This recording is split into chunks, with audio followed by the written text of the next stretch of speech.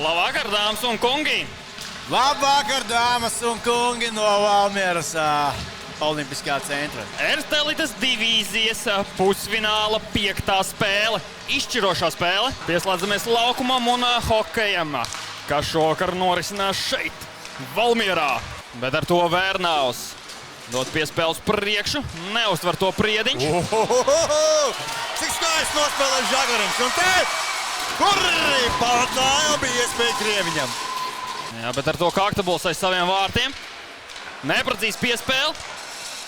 Un vārti! Valmierā!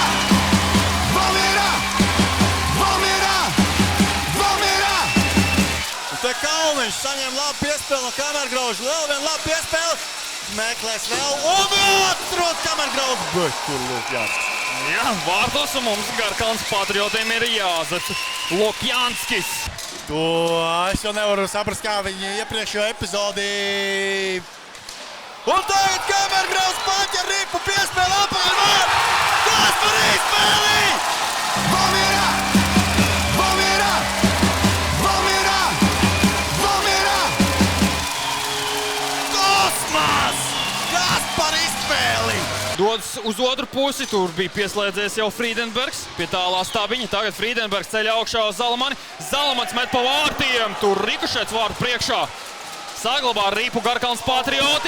Vēl viens mēģināts metiens pa vārtiem. Tagad Ūdris metiens. Vārti! Izskatījās, ka vārtu priekšā ripu pielaboja Ralfs Dūša. Pielaboja.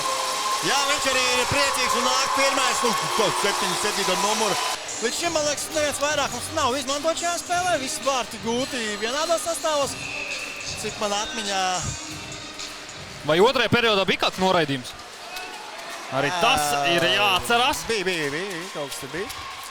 Bet tas, kas bija, tas bija. Tik tagad Kamergraužs atteicies, bet tas bija tikai atteicies. Jo, viņš dod piespēli. Vārti! Valmierā! Valmierā!